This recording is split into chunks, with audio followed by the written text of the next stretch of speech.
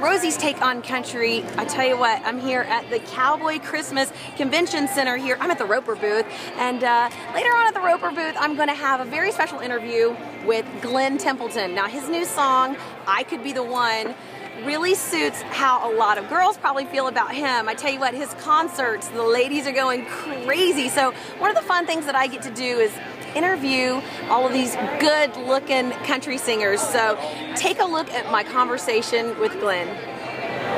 Hi everybody, welcome to Rosie's Take on Country. We are here at the Roper stage with Glenn Templeton. Welcome. Thank you for having me. I'm glad to be here. Man, you look so fantastic in your Roper shirt. Check this out, everybody. Coming from someone who dresses well themselves, I'll take that as a compliment. Man, you look so great. The Roper clothes, we've been having so much fun, you know, getting to dress up and all that. I understand you took a trip out to the warehouse in Denver.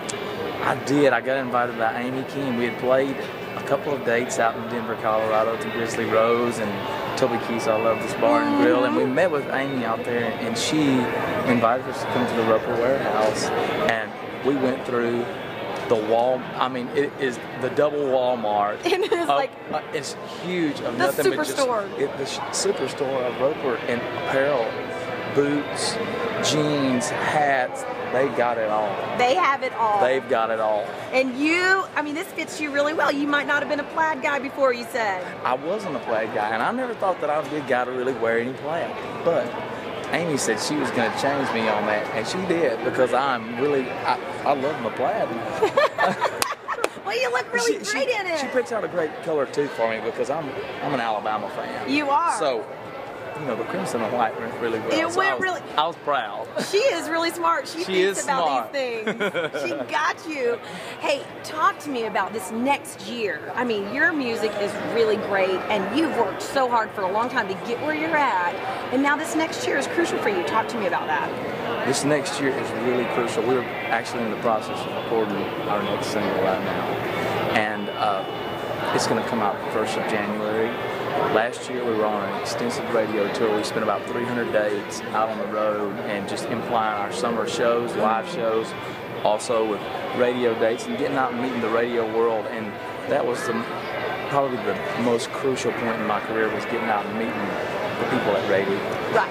And our first single was a song called I Could Be the One, and it opened a lot of doors for us and gave us a lot of opportunities to be able to get in and meet everybody at radio who are going to really promote our career and hopefully help me be successful at what I love to do. Right. And so this next year, we just signed with a brand new record label, and they are totally committed to their artists. Tell everybody about what your new label is.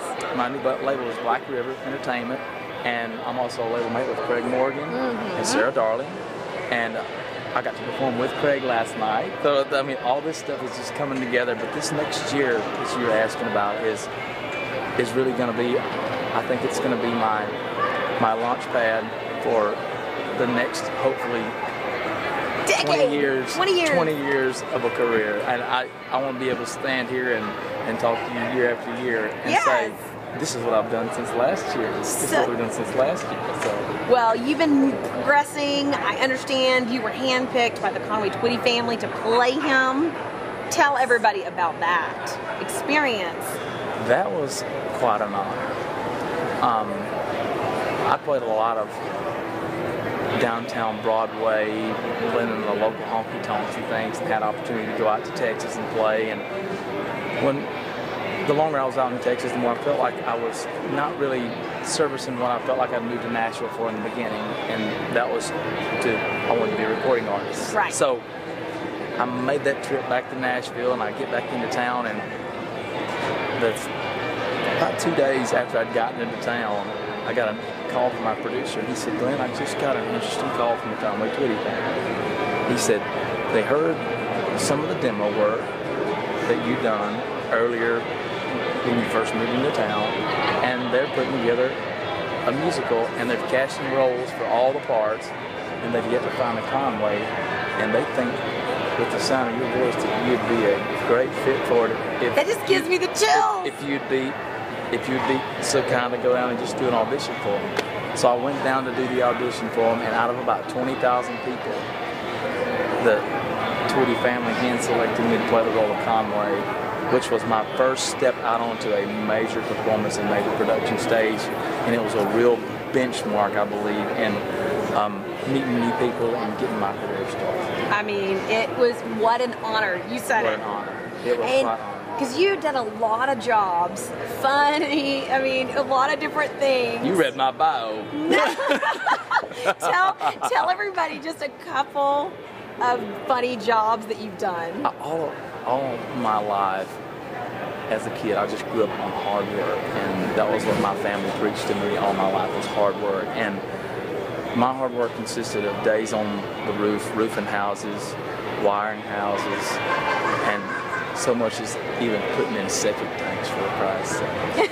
I mean, I have done the dirty work, right, and have spent a lot of time doing just odds and end jobs. But I found myself in between jobs there, and I was playing little open mic nights in my hometown, and music kind of just started taking over, and I started, you know, making enough money to be able to pay bills, and I was loving it, and just never really sought out to do that. But music just kind of picked me up and took off and ran with me, and I made the decision to move into Nashville, and I've had a lot of help, and I've always been so blessed and fortunate to be able to be within an arm's reach of great people. Right. And just like Roper, these things right, falling into place for me. A lot of things are falling into place for you, and we're so happy that you're going to perform on our stage today. You have so much charisma. I'm so looking forward to your career. Hey, everybody, stay tuned. I'm going to show you a little footage of Glen Templeton, and be sure to go on rosiestake.com and look for the link.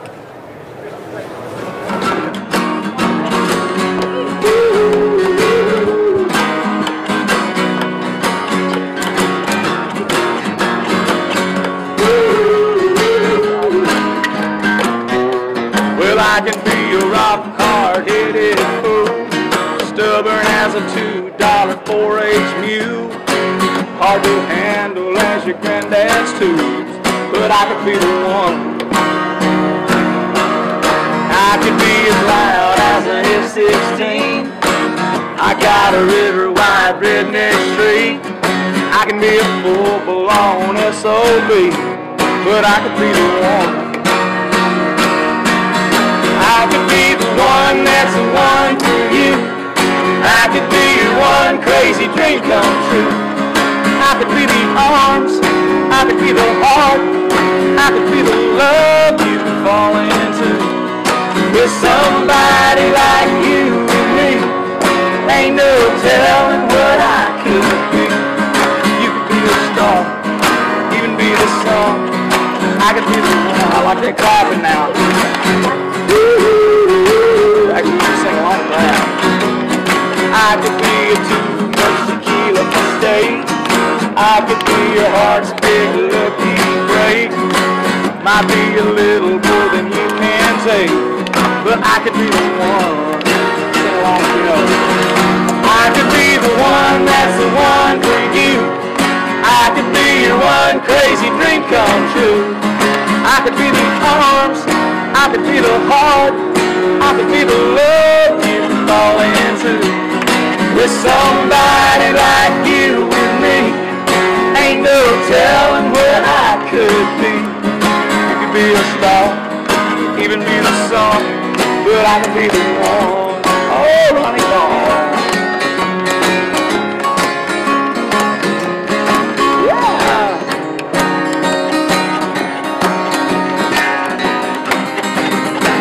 Well, with somebody like you and me, ain't no telling what I could be. You could be a star, even be the song, but I could be the one. You could be a star, even be the song, I could be the one.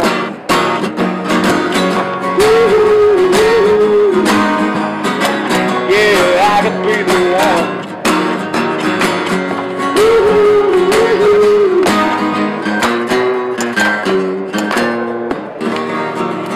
Thank y'all so much. Appreciate it. All right, thank you very much.